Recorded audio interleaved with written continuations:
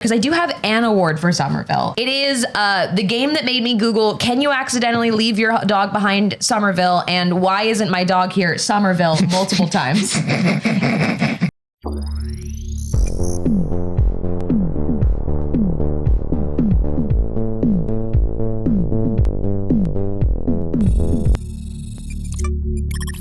Hello, good morning. Good morning, BBs. It's too early. Sure is. Welcome to the first, best, and only morning show in existence. I'm Anthony Carboni. And I'm Saige Ryan. And the time is upon us. It's finally the week of the year, babies. We know that you have waited all year for a week.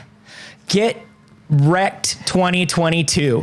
And finally, it's a week. We're tired of the way you're treating Henry Cavill. You're over as a year. We're also a little tired of the way you're treating us, to be honest. If we can be real, yeah. You gotta be nice to us. Have that in common. You have to be nice. You have to be nice to us, 2022.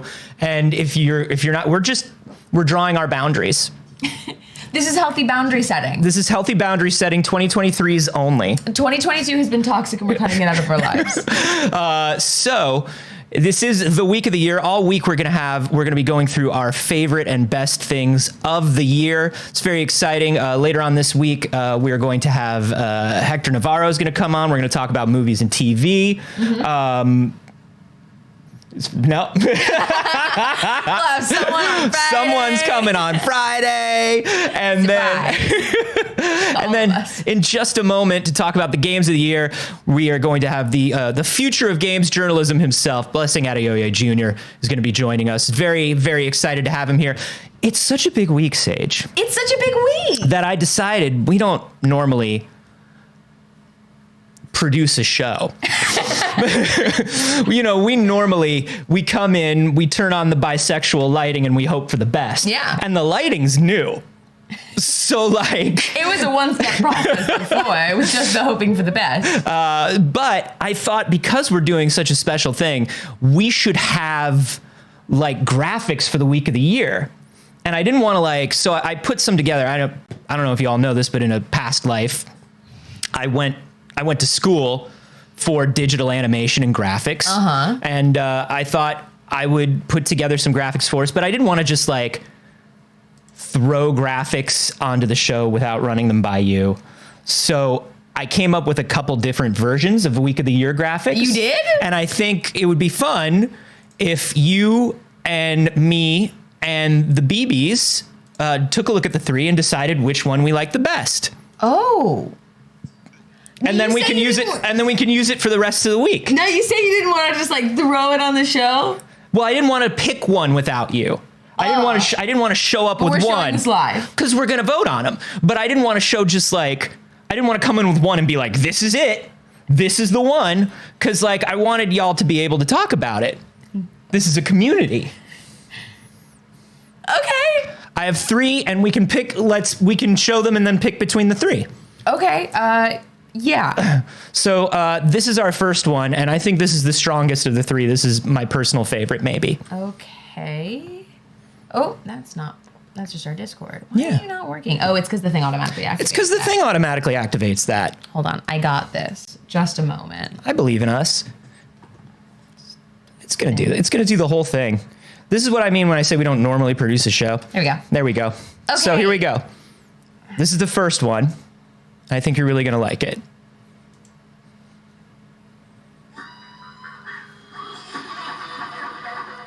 Let's play it one more time because they aren't getting audio. Let me just select the source properly. Because that just straight up didn't come through. Oh. Yeah, you're looking at desktop and you want to be looking at desktop. We had this problem the other day. We did.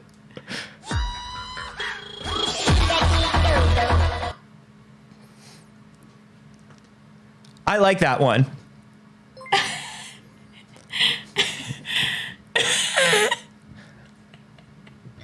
Anthony, why it's a hand? Because here's the thing. Money. Well, here's the thing. I didn't want to be too on the nose. I think a lot of television graphics and show graphics are too on the nose. like there's a thing that you expect from a week of the year graphic. There is? And I think that, yeah, like a big celebratory graphic or whatever. And I wanted to do something that made you think. You want to watch it one more time? Yeah. I want to do something that made you...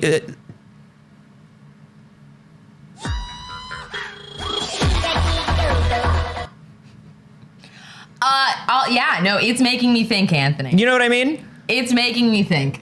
It feels like you're not into that one, if I'm honest. I have a second one that's maybe a little more like, look, metaphor isn't for everybody.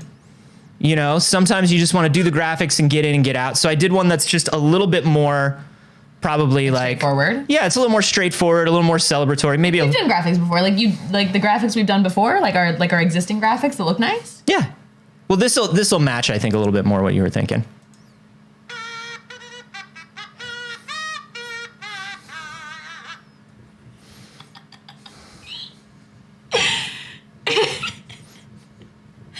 One more time.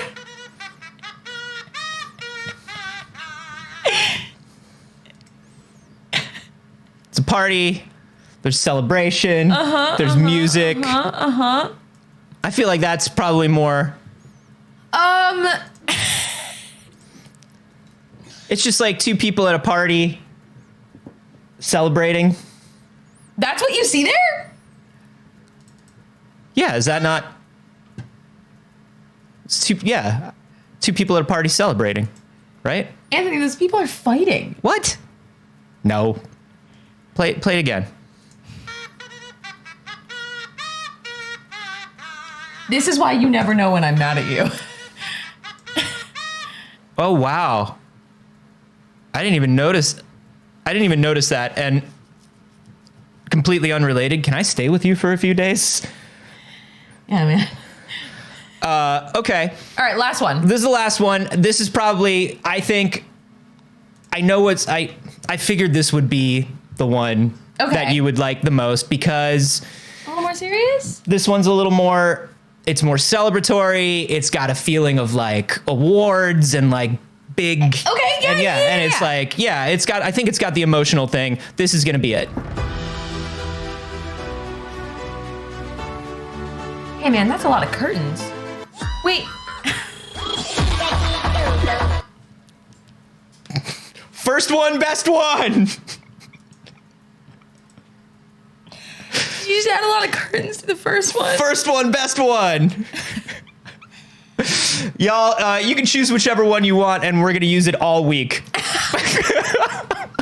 Including the third one? Yeah. And every time we say week. That's the first one with a bunch of curtains. And every time we say week of the year, we have to run that graphic. So you just choose whichever one you want. Well, that's something. Graphic design is my passion. Let's go ahead. We're gonna take one quick BRB, and we gotta get into games. We've led you up the hype with these. I hesitate to call them graphics. So let's get into talking about games. We're gonna go grab Blessing. We will be right back.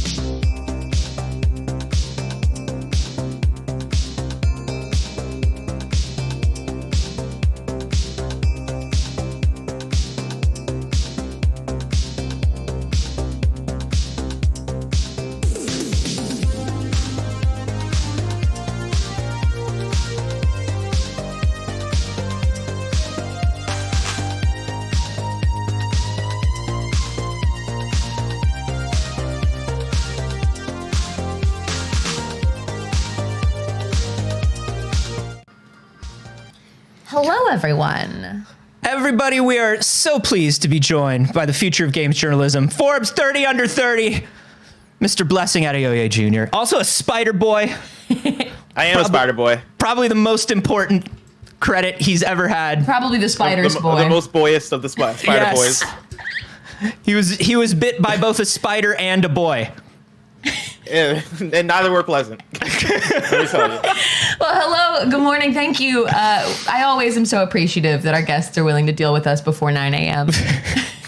You know, like when I got the text yesterday of, hey, do you want to be on our show? It's called It's Too Early and it starts at 8 a.m. I looked at that. I said yes because I saw it was Anthony and Saige, and I was like, oh man, I love these guys, of course. And then like later in the evening, it hit me that I'm gonna have to wake up at 7 a.m. to be on a show at 8 a.m. And I was like, oh, what have I done? What have I done? 8 a.m. sounds normal because you think I'm an adult and I'll just be up and ready at 8 a.m. because that's what adults do. Yeah. And then you try to do it and you're like, nobody does this. Who does this? I think that every morning. Yeah. Every morning when I wake up for this show. We've been doing it for 2 years, 2.5 years. We've been doing it for 7 years now. Including this year, the year 2022, which too many games. Yeah, you think too many games in 2022? I think this was a monkey's paw situation where I'm always wishing for this many unique and wonderful games to come out in a year. And then it happened and I was like, I haven't played half of the games that I wanted to play this year. I haven't played half of the stuff I wanted to play this year. Same. That's pretty much where I'm at. But it's interesting because I think it's not, for me, I think of 2019 when I think of like, oh man, so many games that came out that were Game of the Year contenders, whether it be like, and it all depends on what your taste is and what you're into, where it's like that year was Sekiro Shadows Die Twice, it was Death Stranding, it was Jedi Fallen Order, it was Control, and the list goes on in terms of, like, it really is taste dependent on what your Game of the Year is going to be. Yeah. This year is very similar, but there is like those couple of games that everybody's like, oh, I played this and this is the best game I've ever played, right? Whether it be Elden Ring or God of War. But then there's like, after that, it's like bets are off in terms of where you're gravitating to, right? Yeah. It's like Sifu or like Horizon or Cult of the Lamb, and it's like just it goes down a weird rabbit hole of there are so many different indie games that came out this year. I don't think. Well, maybe I don't know what Saige's list is, but I was gonna say I think that I think you just mentioned a game and I didn't know if it was on any of our lists. I was thinking about it. I was like, it belongs on it. But let's get into what we have here. We've each picked 3 games. We're going to give them awards, but we're not going to do like, this is my number 3 pick. This is my... Not in order. Not in order. We don't rank things. Listen, we're burnt out gifted kids and we just can't be competitive anymore. We simply cannot. So we're just going to go through and give each of them a fun award that we think it deserves. Blessing, you are our guest. We would love to start with you. Which is your first game? Now, can I say bad words on this podcast? Absolutely you can. Please do.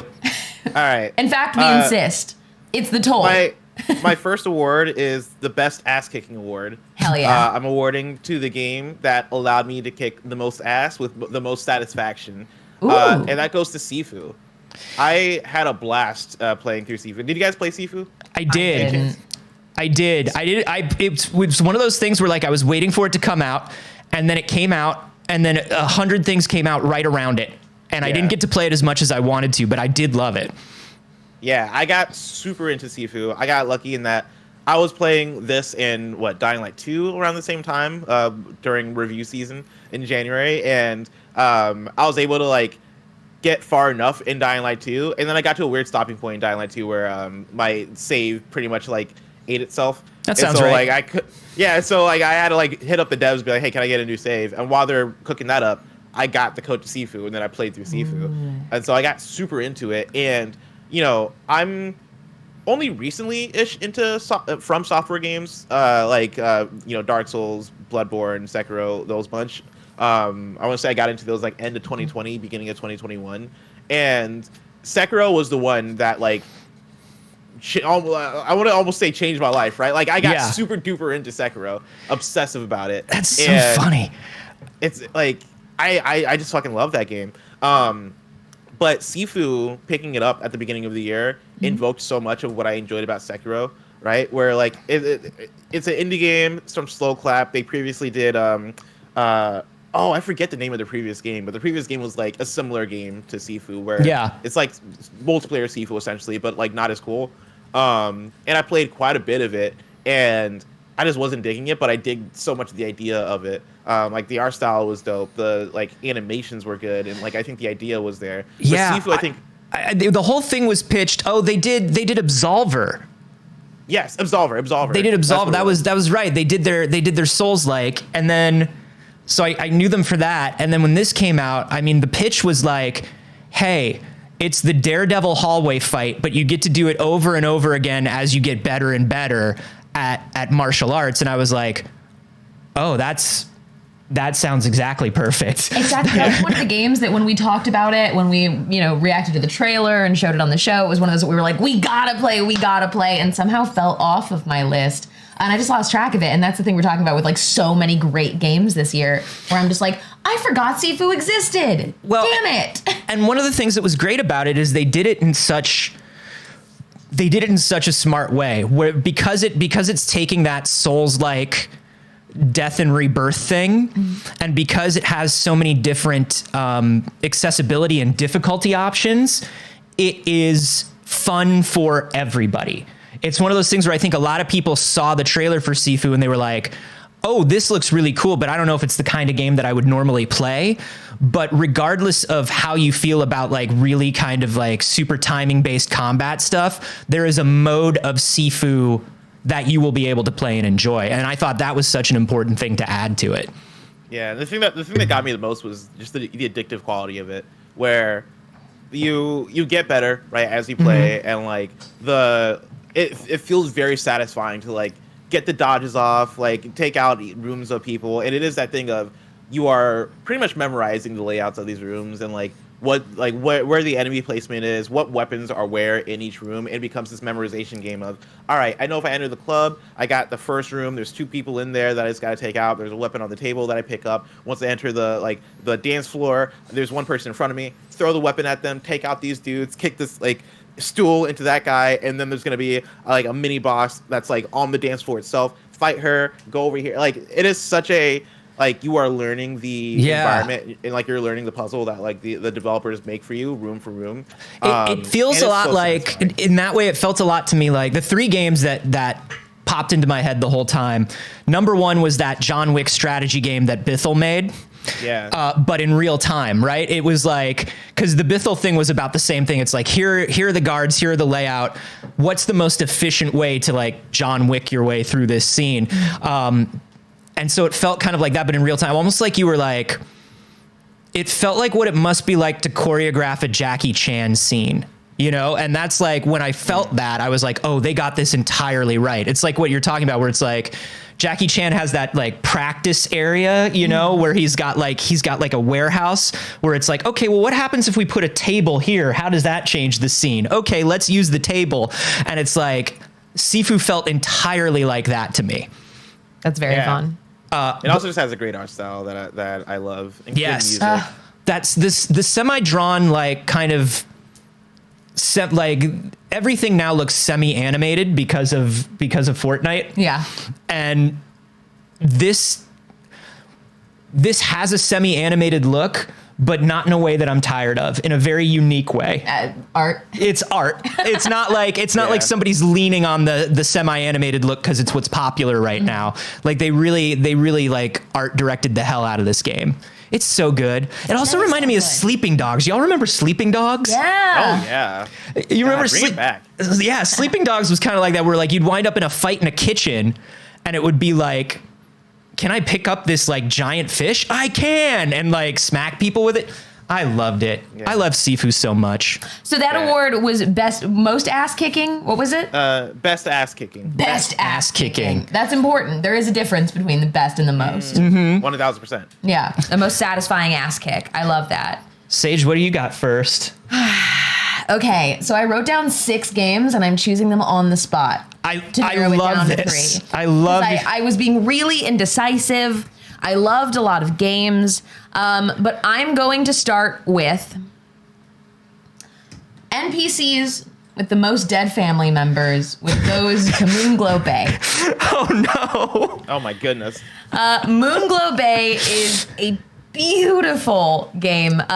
It's a slice of life fishing game, but it immediately opens with the death of your love. You get to spend the beginning of the game choosing what your partner looks like, what their name is, what their pronouns are, information about them, and then they immediately go mysteriously missing on a fishing trip. You are in a just absolutely decimated by Fear Town that's doing its best, but is not the same without your wife. Wow. And you spend the rest of the game trying to put this town back together to the best of your ability in her memory. But literally, like, every NPC that you talk to, every one of them is like, do you think you could make me some crab cakes? They were my dad's favorite. Whoa. Every time. I think that for that like blocky art style, this one is better than any of the others. So I remember this came out, and when this first came out, we looked at it and we were like, oh, adorable blocky fishing game. I'm so excited. And then by the end of this trailer, we were like, oh no. Oh no, it's dark. You get Pixar really hard in this game. You get upped. Yeah. You get hit with a case of the up. I think Pixar's you right in the feelings. I think this is interesting because you were talking about this. You mentioned this the other day. Yeah. And you were like, I was playing the sad fishing game, and I was like, which one? Spiritfarer. Yeah. You were like, the sad fishing game. And I was like, sad fishing game was a genre this year. It was a genre this year, and it was a genre I enjoyed very much this year. I think that it's lovely. I think the dialogue's very interesting. The characters are very compelling. I like the blended art style that they have, where they have like sketched versions of the characters that you see within the book, but it's the block art throughout the game. The town is like surprisingly big and well developed. There's just a lot that you can do in it. You get to sail around in boats, which is very satisfying. Listen, I love anything where I get to be sailing a boat on the water. Which is so funny because I hate boats. No, but IRL, sailing... absolutely do not put me near a boat. Fuck you for putting me near a boat. But in a video game, and particularly like one of my favorite games of all time is Sea of Thieves. Yeah. I love to be on a boat in a video game. I like, I was a Wind Waker guy, and I even like Wind Waker during the last third when everybody hates Wind Waker. I like just chilling on the water. So I don't mind a game that lets you chill on the water. So my award is most NPCs with the most dead family members, which goes to Moonglow Bay. It's not the game that made me cry the most this week. Sure. I have an honorable mention for that later, but it is awfully sad, and I love an awfully sad game. This one slipped through my fingers. It was on my list, and then I never touched it. Yeah, man. I never touched it. Bless, did you try this one at all? I didn't get to try it, but the art style doesn't make it look sad is the thing. Like, you look at it and it's like, oh yeah, it's Minecraft with like a lot of colors, and then like the sketchbook thing that they do where they actually realize the characters. I would never have guessed that there are that many dead family members in this game. That's it. That's the trick. That's called good game design. How many family members are dead? Who knows? They need to do that in like the next Mario game. Like it's like you boot it up, and I was like, oh yeah, 2D Mario, and they start talking to the Toads, and they're like, yeah, man. My dad's dead. It's like, oh wait, Toad. I didn't know. Ever since Waluigi died. What? What? Since when? Did I miss a game? It's like, no, it happened off screen. He just you talk to the Koopalings, and they're like, yeah, so like King Bowser tripped over and fell, and he's gone now. And it's God. You're alone? We lost 6 of the Koopalings to scarlet fever. Morton's gone. Wendy's gone. Not Ludwig. Not Ludwig. The next Super Mario, Ludwig, cold opens with a cutscene of like Peach crying over Daisy's body. It's like, why? How did we get here? Anyway, that's the plot of Illumination's Super Mario Brothers movie. I love that it doesn't look like it's going to be sad. I love a subversion of expectations. And also, I love a cute and horrifying combination. That's the thing. That's my whole thing. This cute and horrifying also had a very strong year this year. And I'm not saying more than that because there might be something on somebody's list. We're thriving. We're thriving. The cute and horrifying crew is thriving. So there you go. And most dead family members in a video game. But also it's very good. Play it. If you like a slice of life anything, you will enjoy this game very, very much. I'm a big fan of like slice of life anime, and it feels like playing in one, not visually, but in a story compelling way. I love it. Do it. I guess this is my first one, and my first one is the best 15-minute game you can play for 120 hours. And that is Vampire Survivors. And a surprise to no one, but a great pleasure to all. it's $4. Yeah, man. It's $4 this game. They don't nickel and dime you for anything, and they could have. Yeah. They could have nickel and dimed you all the way through this thing, and it's just so good. And also, if you are on medication for ADHD, this is the game that your medication is trying to keep you away from. I played this. I think I have over 100 hours in Vampire Survivors. Gamers love it. Doctors hate it.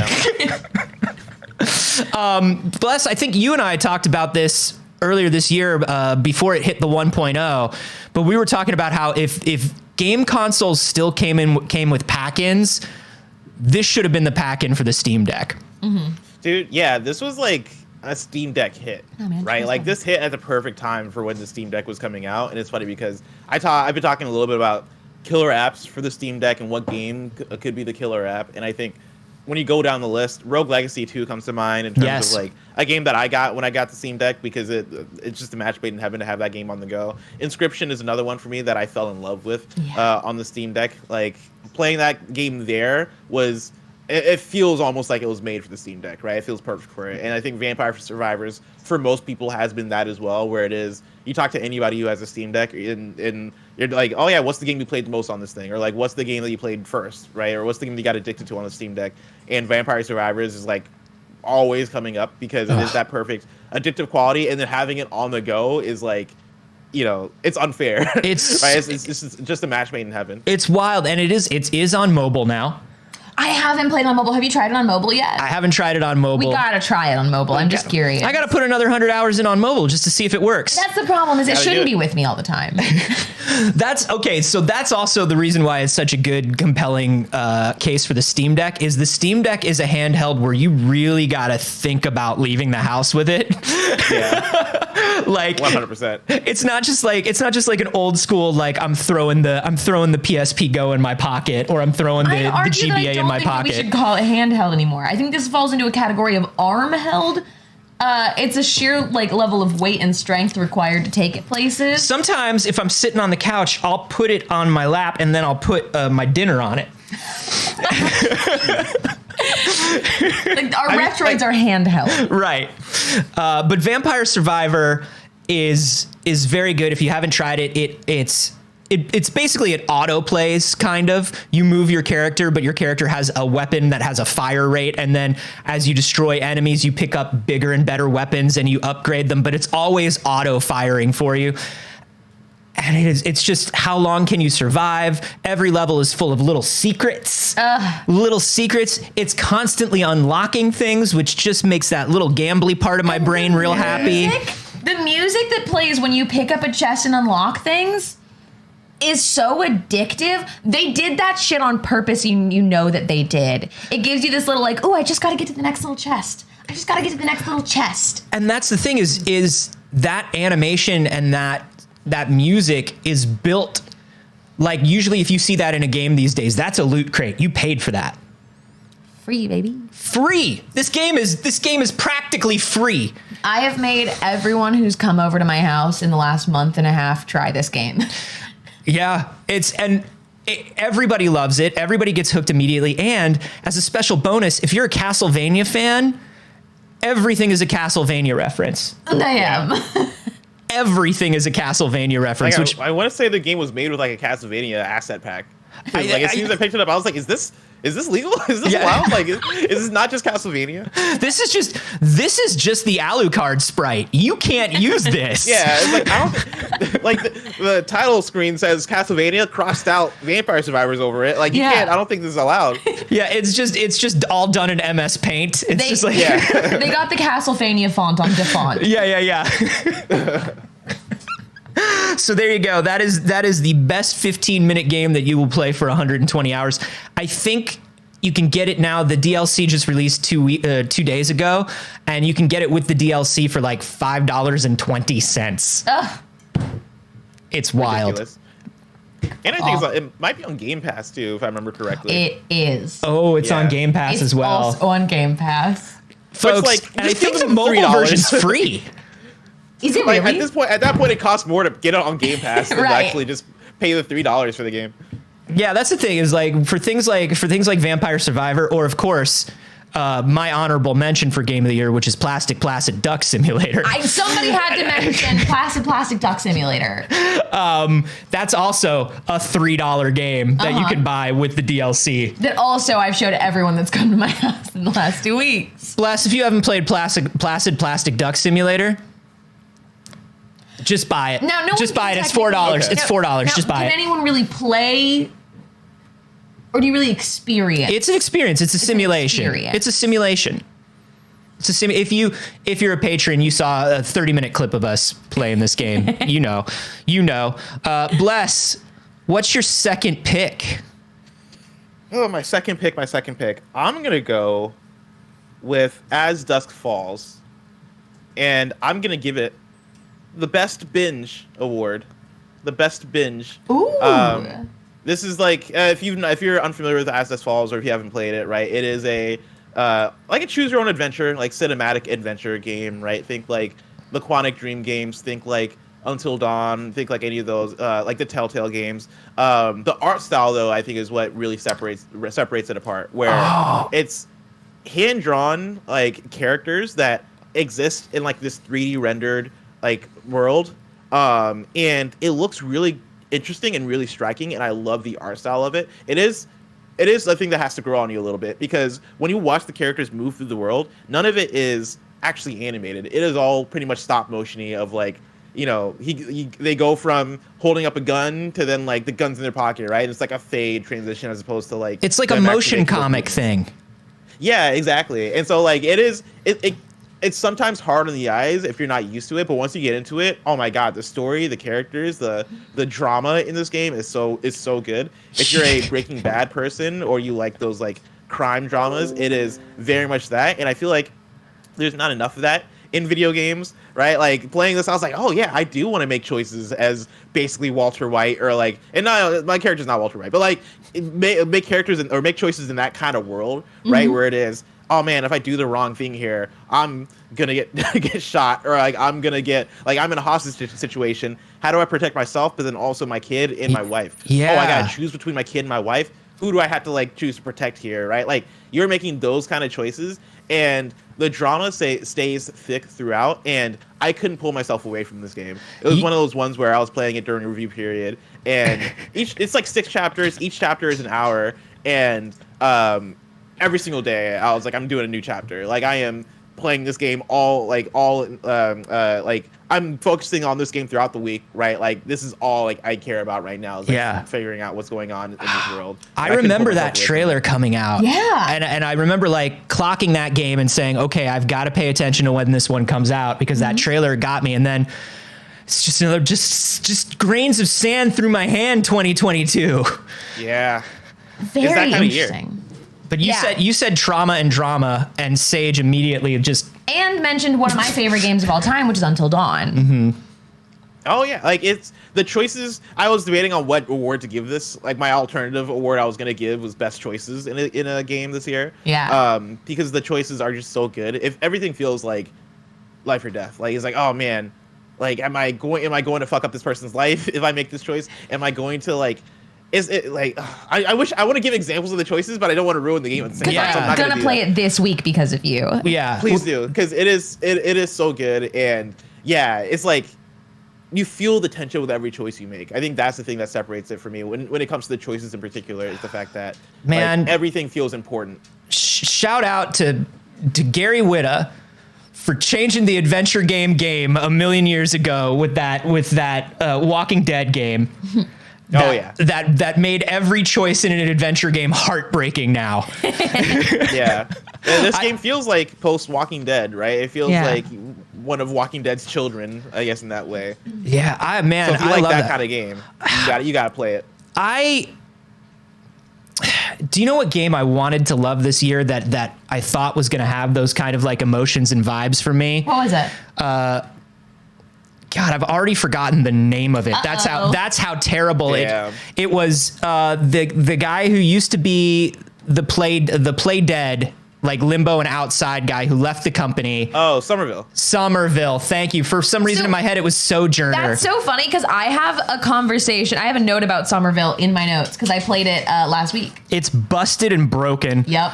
It was so sad because there are moments in that like I was hoping was going to give me like some sad family heartbreak moments. Yep. I was like, oh, good. They like Limbo and Outside grew up and it's ready to have adult emotions, and it wasn't. So I actually have this here because I do have an award for Somerville. I literally played it last week. But it's not on my list. So since we're just talking about Somerville, it's not one of my 3. No. But it is the game that made me Google, can you accidentally leave your dog behind Somerville? And why isn't my dog here, Somerville, multiple times? That was a mystery. I think that's the thing that gets most people while playing that game is like, why is the dog here? Like, what happened? Like, it's simultaneously, why is the dog here? And then scenes where you're like, why isn't my dog here? yeah, it's like, where's my dog? When do I meet back up with my dog? I've fallen down 1,000-foot pit into an underground river. How will my dog find me? And like, I was so distracted by worrying about this dog that this man simply refuses. Like, you can't even turn around and pet it.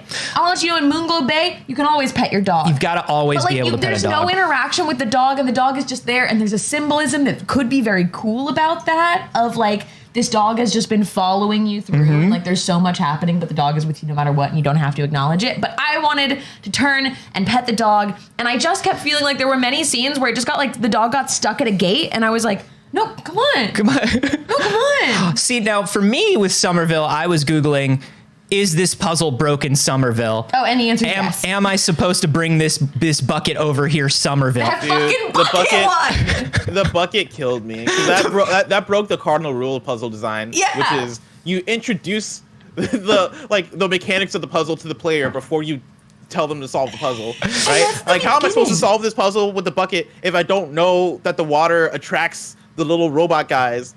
It was like you're supposed to teach that to me. But then at no point I played up to that point in that game like 3 or 4 times, and like at no point do they teach you that like the little robots follow the water. And I did it right like 4 times. That's the other problem, is it's broken to the point where I did it right like 4 times and thought that I must be missing something because the game was so fucking broken. The little guys lose interest if you don't do it fast enough. And the bucket's broken. Listen, don't play Somerville. Just go play Outside again. Go play Inside. Sorry. Go play Inside again. But also, everybody go play Outside in 2023. Also, yeah, go play Outside. Have some grass. Saige. Yeah. What is your second pick? My second pick is game most likely to make a member of my community have to ask me to feed them literal shit, and it's Cult of the Lamb. There it is. I was wondering if it was going to be on there. Somebody had to put down Cult of the Lamb. I'm taking this one for the team. I loved Cult of the Lamb this year. I played so much of that game. The runs are incredibly satisfying in addition to like the social and farming mechanics, which is like a great combination of things for me.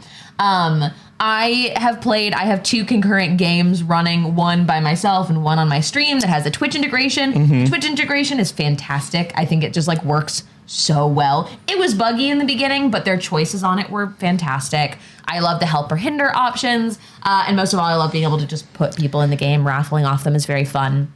But I have one running where it's on a little less easy mode because I tend to play easier on stream for the sake of being able to talk through it. Yeah. It's like, it's good running. Yeah. I mean, that's the thing, is it's every system that's in there is way more balanced than I thought it was going to be. That's what surprised me the most, is like, I knew it was going to be like, haha, what's fun? We're making this cult. We're feeding them this. It's got the Twitch. But then when you go into the roguelike bits or the dungeon bits, I was like, oh, this combat is clean enough, and it's like well made enough where I'm actually enjoying this quite a lot. Yeah, there's a great gambling game. I got real into the gambling mini game for a minute, which is why I don't gamble in real life. Just saying. It's a good time. My alternative like offering for this is game that got me closest to starting communism. Sure. Starting communism. Yeah. I refused to build a prison for the longest time in the game. I hated that. And I just kept being like, no, it's okay, guys. I got it. You don't build anything. We're all going to do this equally. It's going to be great. It's totally fine. I'll cook for you if you build that bed. And I enjoyed that very, very much. I enjoyed feeling just like a little, like a crumb of communism. Yeah. Did you get into this one, Bless? I played it for a little bit. I sadly didn't get to play like past the opening dungeon areas. I got the preview build, and then I got like the review build, and like I played probably like 7 hours, but most of those hours were me just replaying the preview build and just that first dungeon area. But I enjoyed it a lot. Like I really love the music and the presentation of the game. That's probably the thing I like the most. The soundtrack bangs. It's like so unnecessarily. good. It's like ridiculous how good that soundtrack is. But yeah, the art style I think is really great as well. And I'm a roguelike person. I'm not a like management survival kind of person, like Animal Crossing type stuff. Yeah, like town building, like that's not really my thing. And so when I got to like the roguelike parts, I was like, oh, this is fun. I'm really enjoying this. And then I'll get to like the management parts, and I'm like, okay, cool. But when do I get back to the roguelike? And so like it just didn't come together as much for me personally in that way. But it's one that like I highly respect, and I'm like, yeah, like I adored what the game goes for so much because I think it is such a smart idea. Like I do love Dark Cloud. I played a lot of Dark Cloud back in the day, and like I've been asking for a game that is half town builder, half roguelite forever, like where those things interact. And Cult of the Lamb is that game. I think I wanted it to be just a little bit more closer to Dark Cloud for me, where like Dark Cloud has like actual named NPCs that like have requests for you, and they're like, hey, can you put my house next to this person's house? I think I just want Dark Cloud 3. Is what I want.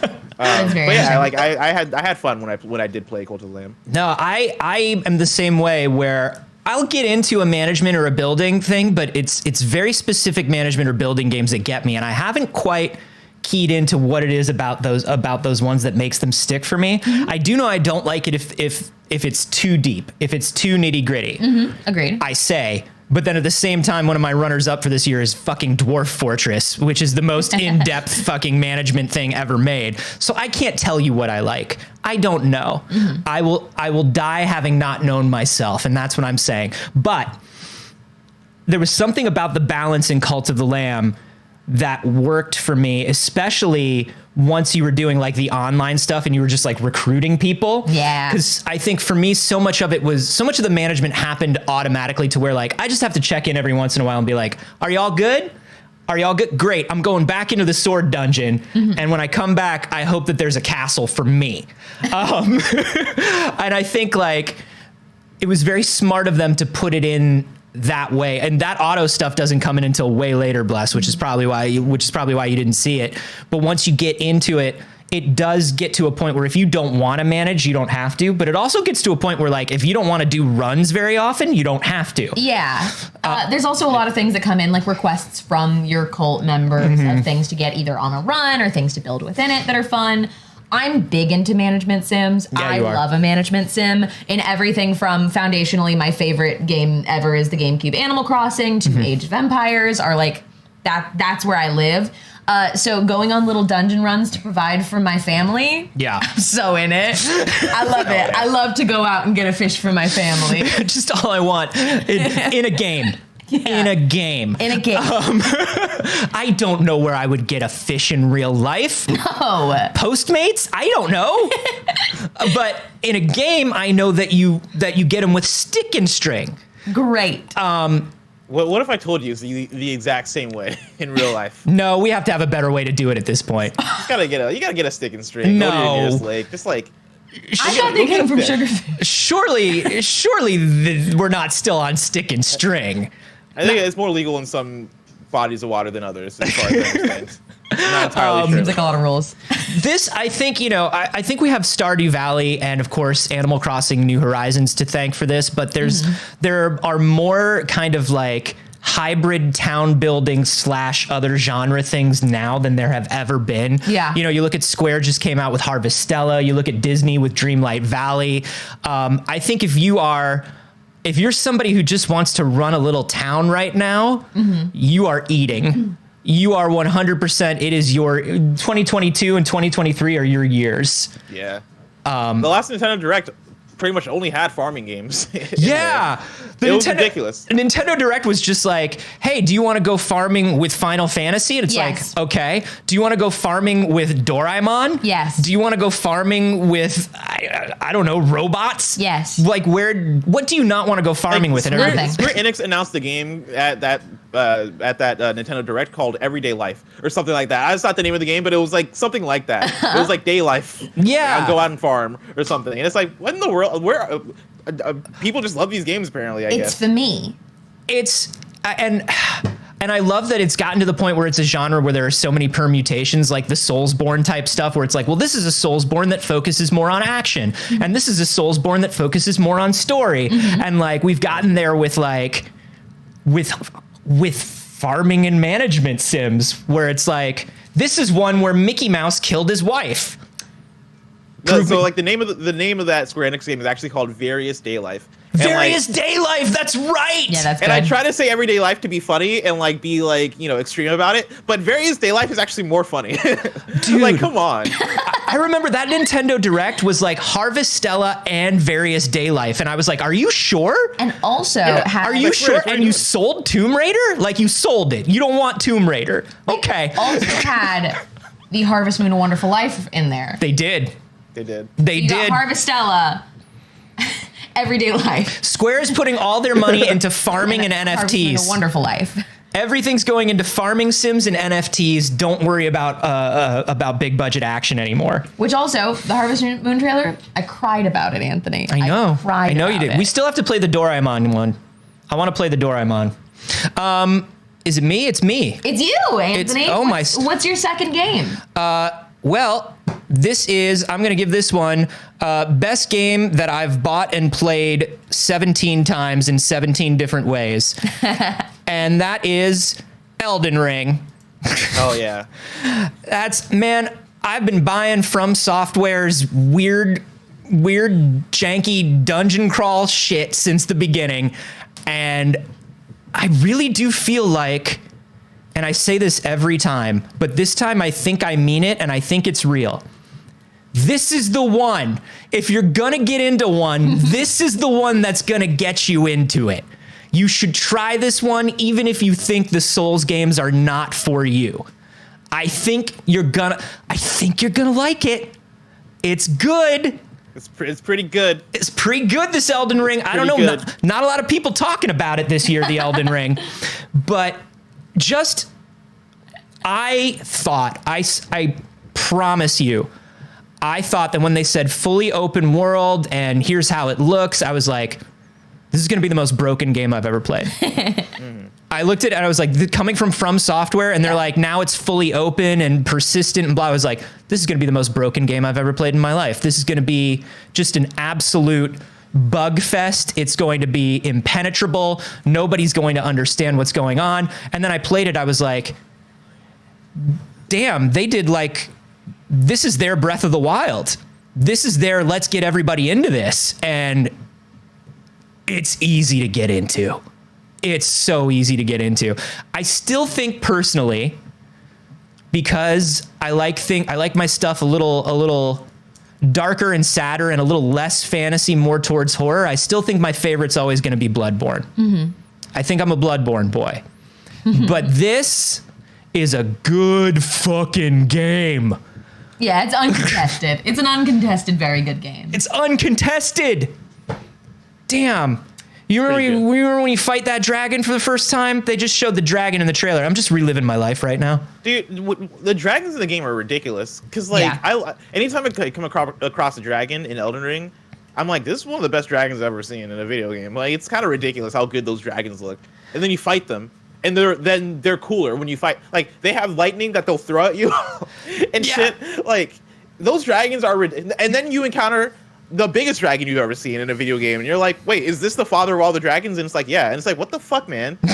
All the other dragons were cool. You're telling me there's an even cooler, bigger dragon here? Right. And the fact that like you walk up to this stuff and you're like, is this the father of all the dragons? And then like Elden Ring just like pops up with like that From Software thing, and it's like the father of all the dragons. You're like, damn, I was right. This world is good. Yeah. I love all the fingies. Yeah. I hate the thingies so much. I like I have a fingy phobia. I'm pretty sure. Fingy phobia. Yeah, I don't know. This is the game that taught me that I have it. Because anytime I saw one of those things, I'd want to turn off the game immediately. Like I get squirmy thinking about it. Like my skin legitimately crawls when I think about, because they have too many fingers. Yeah. They have too many fingers. It's like 11 or 12 fingers, and like they got nails growing out of like where nails aren't supposed to be growing out. Yes. And like they look ugly, and they're very aggressive, right? Like they go from like this to then like they hop over and they like start running at you at a speed you've never seen before. Oh yeah. Oh my god. Them fingies can move.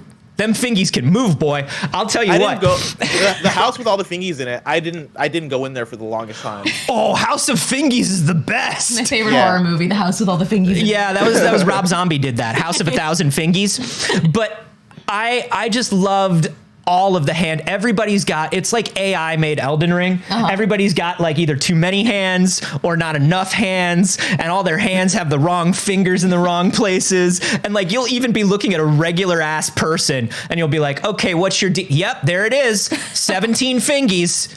There it is. Somebody walking in fully normal. And then they go like this, and instead of just doing a butterfly, they do like a beautiful peacock with all their fingies. Real centipede. A real fingy centipede. It's terrible. You should play Elden Ring. Elden Ring is another one that I think like a lot of this year is pinned to the Steam Deck for me. And Elden Ring, and I did notice that as I was making my list, is because a lot of it I'm remembering like is just, most of my gameplay this year has been lying on the couch, curled up, old school kid style with my Steam Deck. And Elden Ring is another one where just on the Steam Deck, I was like, I can't believe I'm running this on a handheld. I can't believe it's moving, and the frame rate's good, and it feels like I'm really playing it. And then this is like a handheld fucking From Software game. Yeah. And I was like, wow, what a time to be alive. What a time for fingies. What a day. Okay, final rounds. Big decisions to make here. Big decisions to make. Some of us have already made them. Big decisions for me to make, Anthony. I still have 4 games on my list. But Blessing, you're up. My final award is going to be for the best cast of characters, and it's going to Live Alive. I don't know if have you guys played Live Alive? Yes. I adore Live Alive. I was surprised by Live Alive because I was not expecting to love Live Alive as much as I loved Live Alive. So like if you haven't played it, right? It's from it's like similar to Octopath Traveler. It's that kind of art style from the same team. And Live Alive was a Super Nintendo game that came out in like the 90s, early 90s, I assume, maybe mid 90s or late. And the 90s, and that's where Enix team that did Octopath took it and remade it in the HD 2D style. And so it looks gorgeous, but it's a game that like escaped me, right? Because it never came out in the West; it only came out in Japan. So this is the first time that it's been localized, and playing through it, it is the kind of JRPG that I love. Like it's the kind of JRPG that like I gravitate to. It is that Earthbound, Undertale, like Yes. humorous, unexpected, kind of quirky JRPG that like doesn't take itself too seriously, but also has like a really fun story to tell.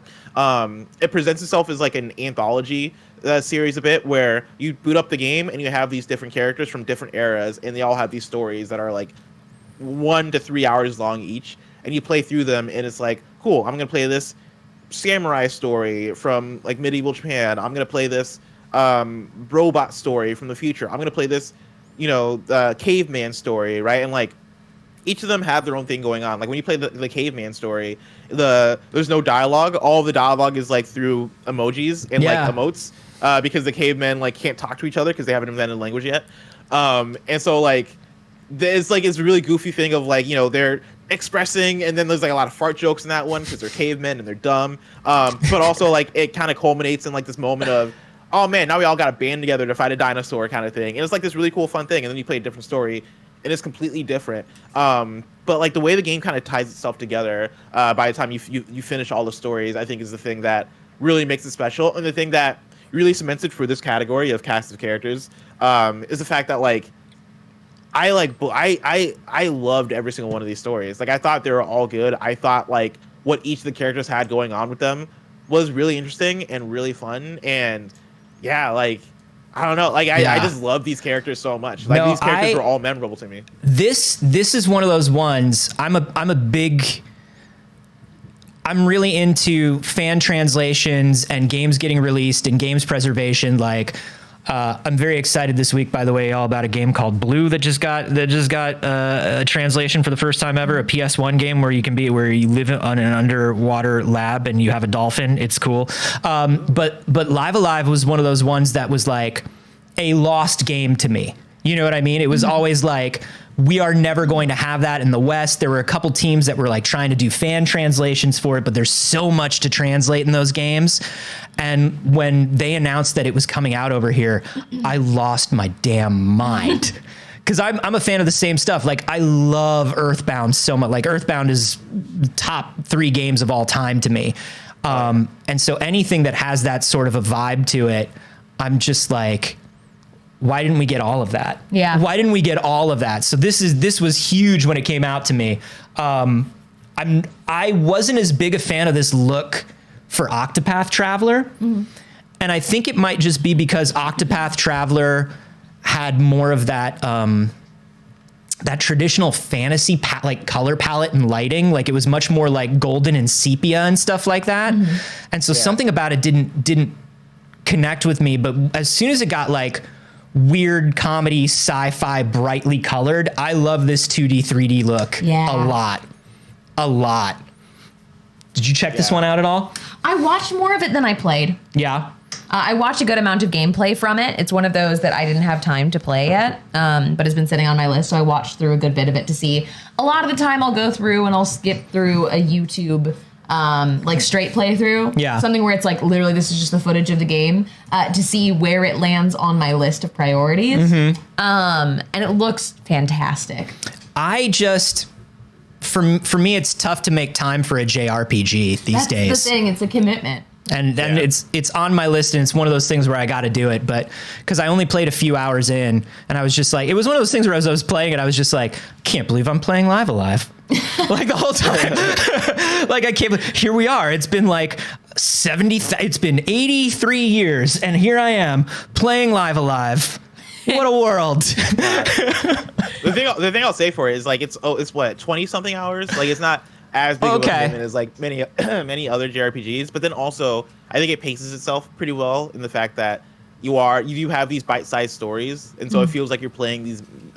I was gonna say mini games, but mini games already is a word. But it feels like you're playing these mini dash games that are 1 to 3 hours. Like you finish it, credits roll, and cool, I'm gonna put it down for the day. Like I did the same thing that I did with As This Falls, where I did a chapter a day. Okay. And for me, that was the ideal way to do it because like it legitimately is like it feels like an advent calendar of a JRPG. Oh, I like where that. It's like every single day I'm getting a new JRPG game, and I got, Oh, that's a fun way to play it. Okay. Yeah, I looked at it that way, and it was really enjoyable to do that way. I can do something that's around 20. I was worried that it was going to be like very classic Square, where it was going to be like 45 hours, and I was like, I don't know if I have the time right now. That might be too many hours. But 20, a chapter at a time, I can do that. Yeah. I can do that.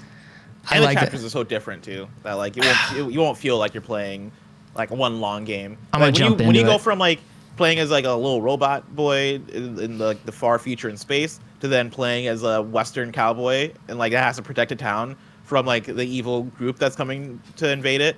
It's like, oh man, this is like it was so refreshing to get like a brand new story every day that I wasn't expecting.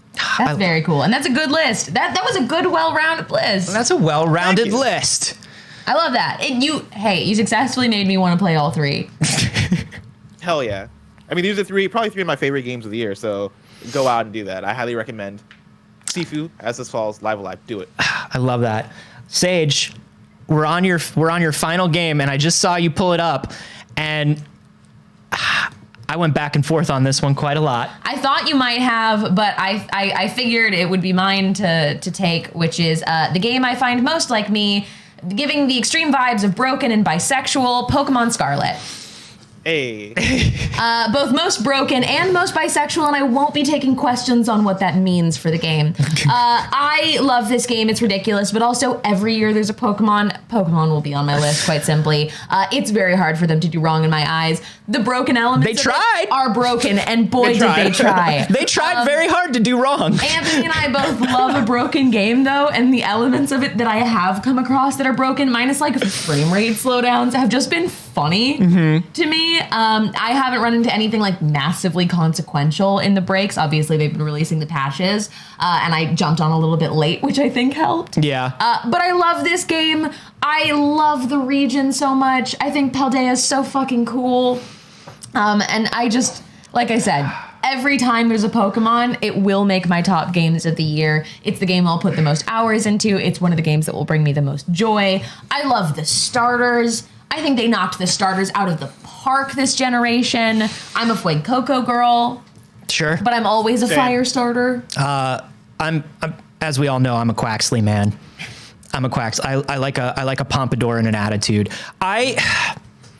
It's so broken that I could not in good conscience put it on my list. I think it was too broken for me to say, I'm giving this game of the year. They've already been rewarded with it being like the highest selling fucking Pokemon game of all time. They did I don't need to like lavish any more praise on their broken game, but I'll tell you this.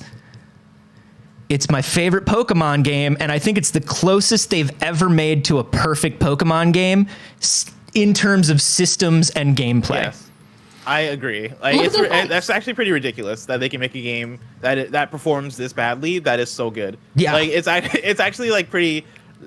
It's mind blowing because I've been somebody who, you know, I'm a bit of the opposite of Saige, where I've been so out of the Pokemon game for a long time. Like after Gen 3, I dropped off, and like I've been trying to play each of the Switch Pokemons, and like none of them. Like I played Pokemon Let's Go, and it's like, all right, it's not the Pokemon I want. Played Pokemon Sword, and I was like, oh man, it's too much of the same, right? I tried playing Arceus, didn't get into it. Tried playing Brilliant Diamond, and it bored me to tears. And this is one that I almost skipped. I was like, dude, I don't know if I want to play Pokemon Scarlet. And I started Pokemon Scarlet. Are you a big Brilliant Diamond person?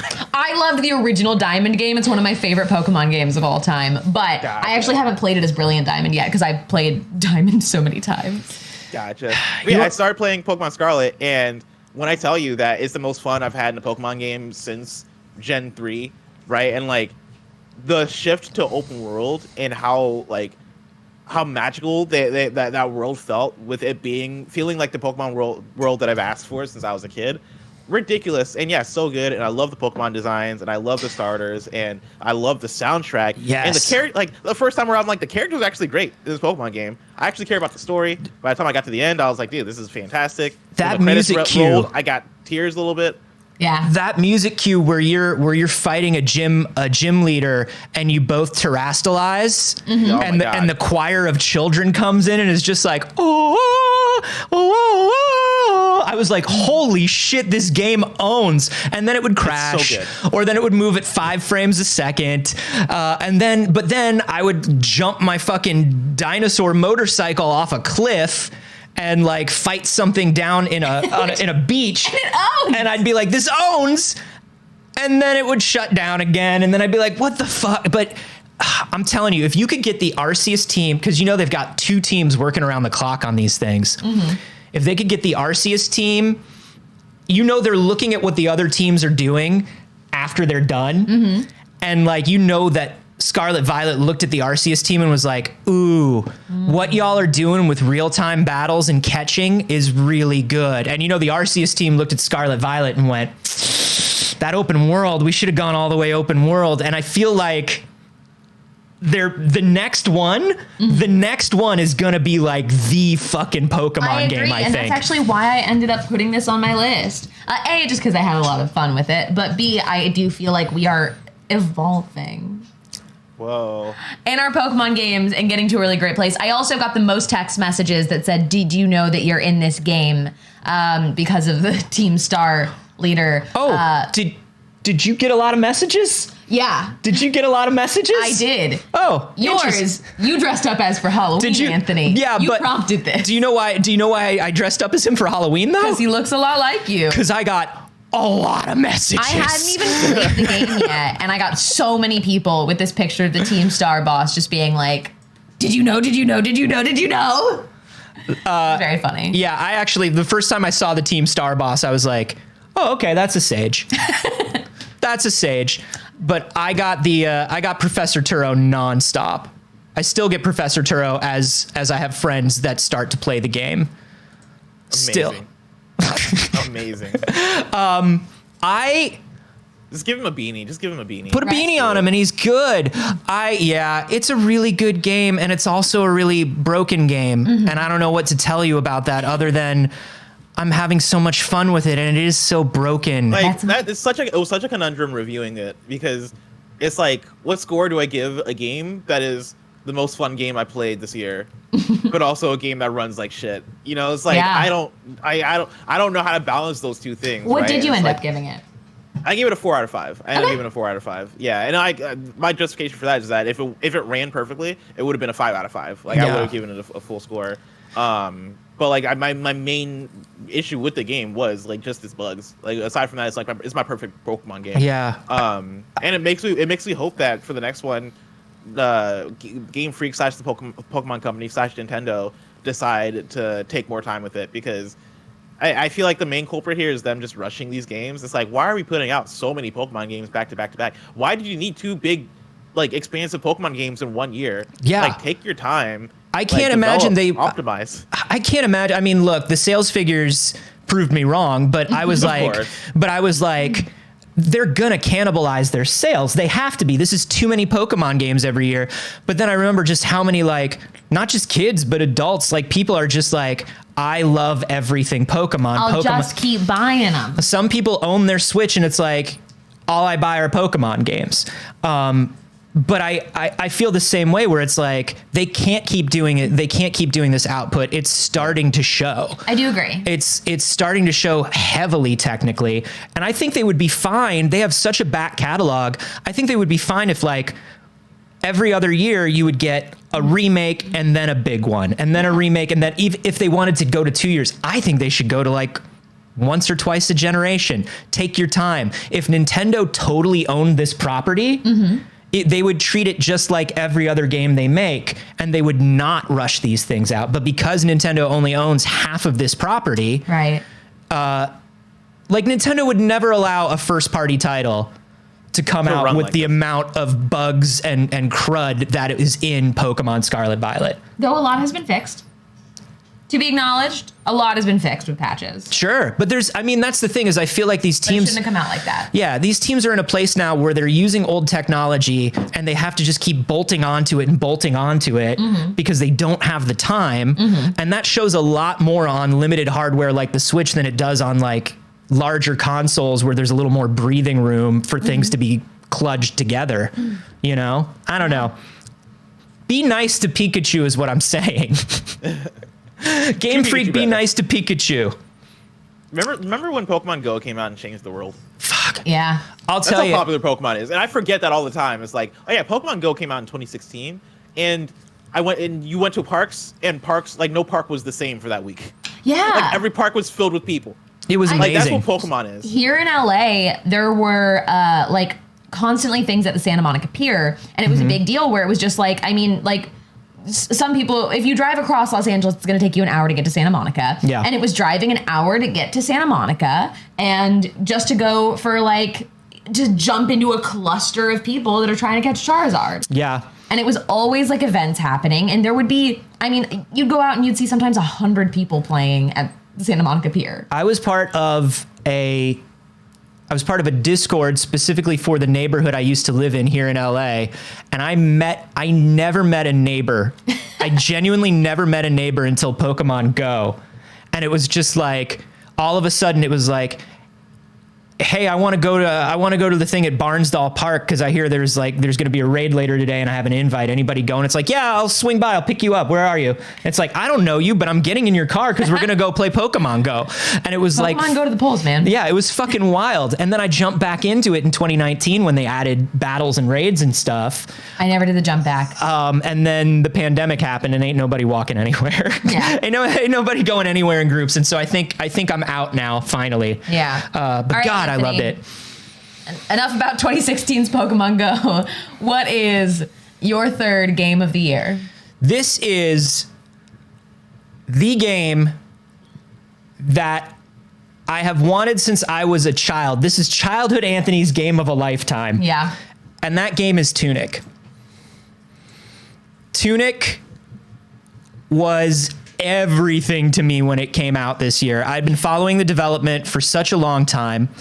I am such a huge Zelda fan, as everybody knows. I am a big Souls fan. I'm a big fan of secrets, and I'm a big fan of a game that understands the medium of games and is able to communicate to you through the language of games and how games are made without feeling like some college game we're being super clever. Yeah. You know what I mean? Like there are a lot of meta narrative games where it's just like you're trying to be too clever and you're actually nudge. Yeah, you're actually being way too on the nose about games. This game, if you haven't played it, the way the story unfolds and the way the world opens up to you in this game is so incredibly clever. It is maybe the smartest map I have ever, and the smartest laid out like world I have ever come across in video games. It was unbelievable. Every time I found a new secret, a new shortcut, a new reason for things being the way they were, I was completely blown away. And the fact that the game could keep surprising me throughout the entire game was so, I mean, this is one of those games. Dicey was, you know, when you talk to Dicey about it, he talks about how, you know, he was obviously very influenced by Zelda, but also very influenced by Souls, but also very influenced by Fez, which was another one of my favorites of all time. And you can see it. There's a meta narrative about games in there that is so good. And it's for people who have been playing games their whole lives and know how to speak the language of games. Without giving too much away, like when you go to like learn things about the game, the tutorials and stuff like that are given to you in an old school instruction booklet. And that instruction booklet plays into the game in ways like you don't even know. It's so good. I love Tunic so much. I love Tunic so much. Tunic was a very good time. I don't think anyone put as many hours into Tunic as you did. I certainly did it, but I enjoyed the hell out of Tunic. I fucking love Tunic. Was this one that you played, Blessing?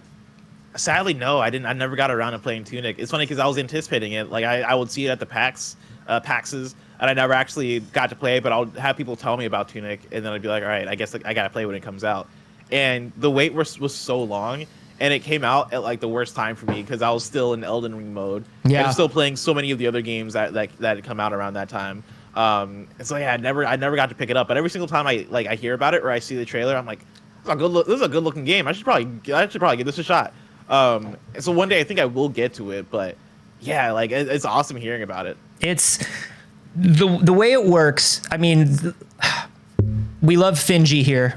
We love Finji in this house. And one of the things that's great about Finji is they give developers the time they need with games. They try to make sure like, hey, we want to make sure that you have the time you need to make this game. We also want to make sure that like you're living your life in a healthy way. Like, how do we?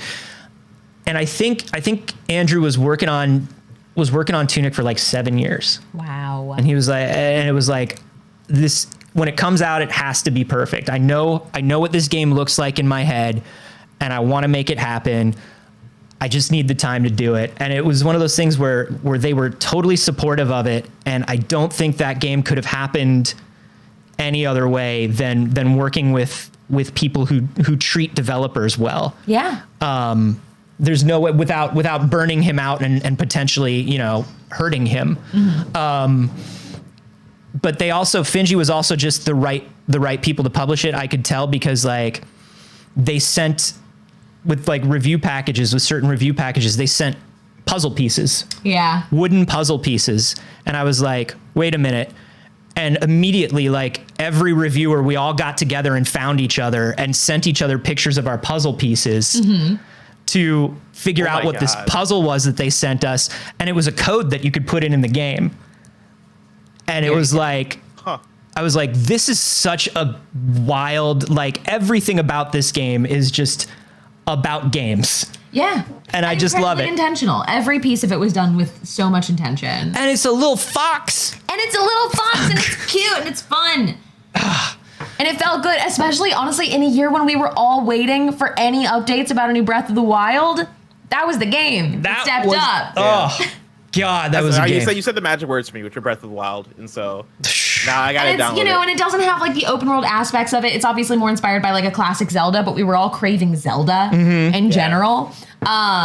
So while we were all waiting on something from Zelda, and every time we'd sit down for a direct and be like, are you gonna do it? Are you gonna do it? Here comes Oanuma to apologize to me again. It's okay.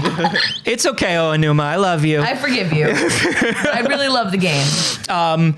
Man, I love that there was no overlap in our list. There were so many games that came out there. I mean, there were so many we didn't get to talk about or mention. Yeah.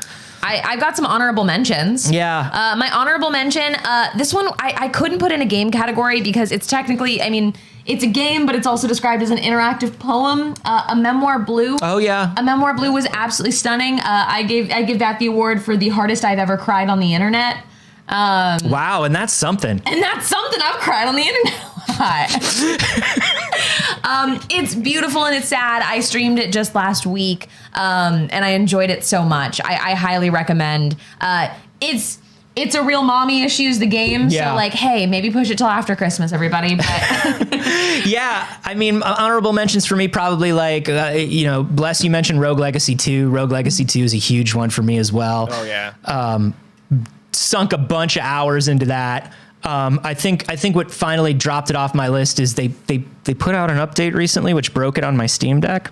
Oh no. And they said they're working on it. It's going to be fine, but it's only certain Steam Decks it's broken on. Oh shit. But I think that was one of them. I have Best Murder Mystery for Disney Dreamlight Valley. Yeah, Mickey killed her. Mickey killed her, man. God. Mickey killed Minnie, and he can't simply get away with this.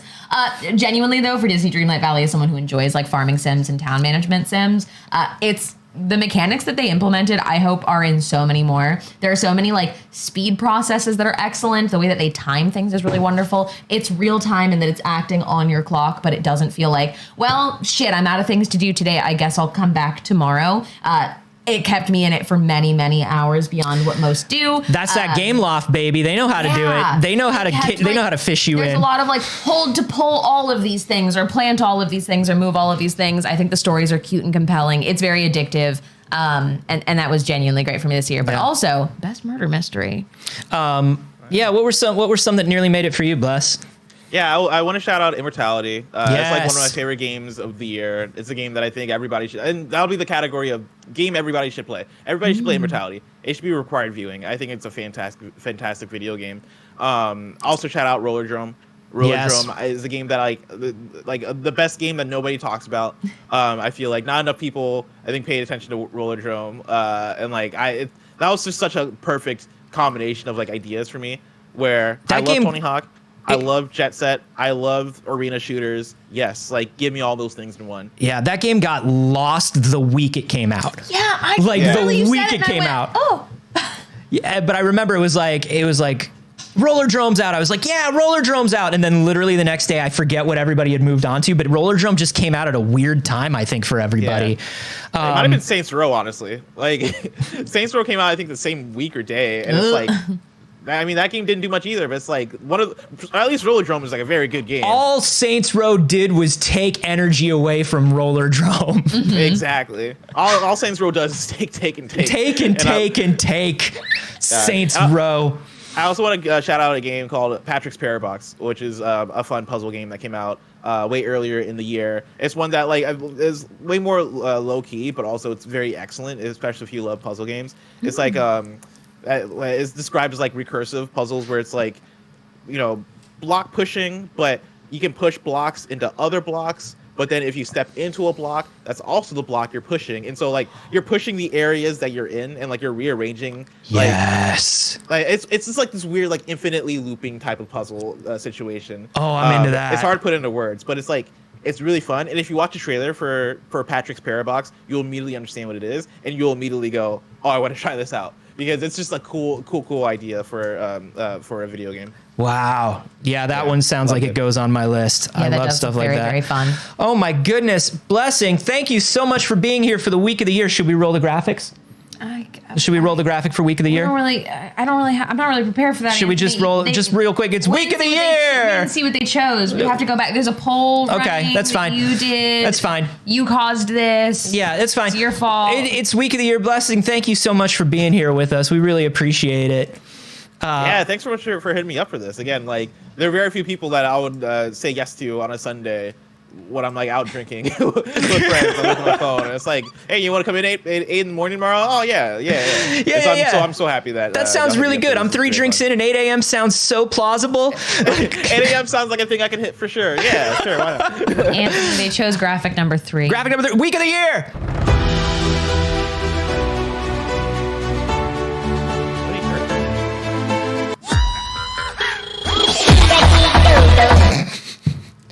I love you're being blocked off. Blessing, you're obviously on Kind of Funny Stuff all the time, but where else can people find you? Yeah, you can of course find me on youtube.com/kindoffunnygames. I'm on Kind of Funny Games Daily, where I'm a host. I'm also on Kind of Funny Gamescast, where we review games, and PS Love You XOXO, where we talk about PlayStation. But if you want to follow me, you can follow me over on Twitter @Blessing Jr. and over on Instagram @Blessing Jr. That is Blessing JR. Awesome. Blessing, thank you so much for being here. It's the week of the year, baby. We're going to be back on Wednesday with Hector Navarro. We are. We're going to be talking about movies and TV of the year, which is very exciting. But we're gonna do a quick reset, and we're gonna run the week of the year graphic one more time. No, we're not. While we do a We'll quick be right reset, back. and then we'll be right back. Roll that graphic. Nope.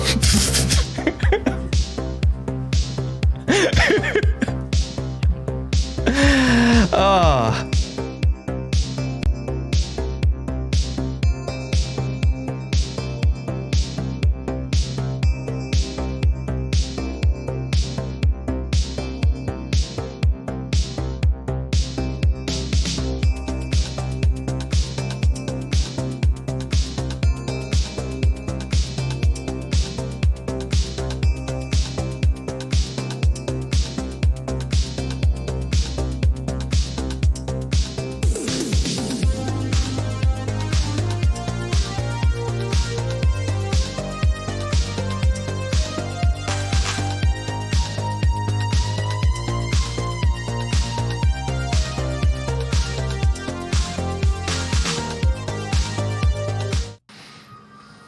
Hello, BBs.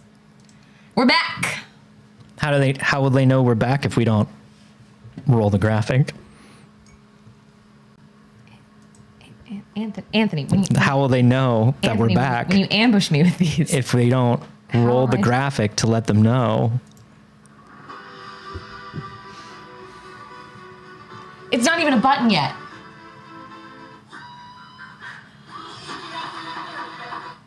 Y'all couldn't have at least chosen the first version that was shorter. Y'all couldn't have at least chosen the shorter version of it in that poll. Y'all had to choose the long version of the same thing as the first one. Thank you all very much. Okay, great. Well, everyone, this has been so much fun. Thank you. That's a good note, Life Cereal. That's a good note. Life Cereal in the live studio audience is saying it could be longer. Well, it's too late. The vote has already happened. So at this point, it cannot be longer. Fine. It literally can't. So happy week of the year, which is also Hanukkah. Hanukkah is sort of the week of the year. I do think it's very funny that we planned our week of the year for Hanukkah. You thought the gaming news, there was only enough gaming news to last one day. Gaming news and gaming Jews, everyone. But there was enough gaming news to last a whole week. 8 crazy Sandlers. Anyways. You know, we would love to hear what some of your games of the year were, what you've been playing this year, what really stuck with you. A great place to share that is in the Discord. It's totally free. Mm-hmm. That's free real estate. You can just jump right in there and talk about whatever you want. And things that are not free, we also have a Patreon. That's right. And a huge update is going out on our Patreon today. We are revamping the entirety of our Patreon for 2023. The changes won't take effect until January, so you get a little time to peruse what's coming up, what your options are. But later this afternoon, there will be a post that tells you all of that information and contains a multitude of secrets. So, if you're not already there, that'll be available to everybody. Even if you're not a patron yet, Even if you're not a patron, we will tell you about cool things that you can have by giving us money and becoming a patron. Exactly. We're cool like that. But it does let you know before, a little try before you buy. You know what I mean? Also, a little sneak preview of what those tiers are going to look like. I heard that if you join the Patreon, you get the 10-hour version of the Week of the Year graphics. Good luck to your export, Anthony. What you do get is 30 minutes of Anthony and I playing Plastic Duck Simulator. And realistically, just a bonus clip from It's Too Early every week that can be anywhere from 5 minutes to 2 hours long. It depends. It just depends. It depends on what we're talking about. We could do anything. And we have. And we have, and we will. And we have, and we will. And that's a threat and a promise. Dagger's off to eat cat food. How did he get the door open? I'm guessing it was a collaboration between him and Ghost. I think they're finally bonding again. Wow, the enemy of my enemy. You know what I mean? That's how they're feeling about it today. Last week's clip was cut short by a squirrel. We got distracted by a squirrel and the clip ended. We did. Because it's whatever. Skywalker said more, am I the asshole? Let us know. Also, if there's stuff that you want to see on the Patreon, you can just tell us and we'll do it. Probably. Probably. Anyways, there's a bunch of ways to support us. We are, of course, an entirely independent channel. Everything that you do, like just showing up to watch, is literally how we function and why we function. You can do things like subscribe, bits, support us on Patreon, and that helps the network run as a whole. It helps us with some of the huge things that we have going on at the beginning of next year. Or you can do things like donate during the show, which goes directly to the host that you see on camera and helps us to do things like eat. We have been, and I swear the BBs are doing this as a gag. Mm-hmm. We've been 1 penny away from the goal for the month for over a week now. Mm-hmm. One of the mods did that to us. That would be Alonzo. Thank you, mods, for all your hard work. Anthony, where can they find you on the internet when you're not here? Oh, my stars and garters. Thank you for asking. You can find me everywhere online at Carboni, except for here on Twitch, where I'm at Anthony Carboni. Twitch, you cowards, it's mine. Give it back to me. And also on my science comedy podcast with Jeff Kanata. It's called We Have Concerns. It's won awards, which they tried to take away from us, but they couldn't, because it would be embarrassing for them. So now the award is ours forever. Eat shit. And that's at wehaveconcerns.com. Saige, fuck is you about? You can find me crying on the internet at twitch.tv/notsage or everywhere else on social media at notsage. Hive's back. I don't know. I'm there. Hive's back. Hive's back. Twitter's getting worse. What can you do about it? And you can find me here on this channel for all of the things, for some very exciting new things very, very soon. All right. Thank you for spending your morning with us. Very cool of you.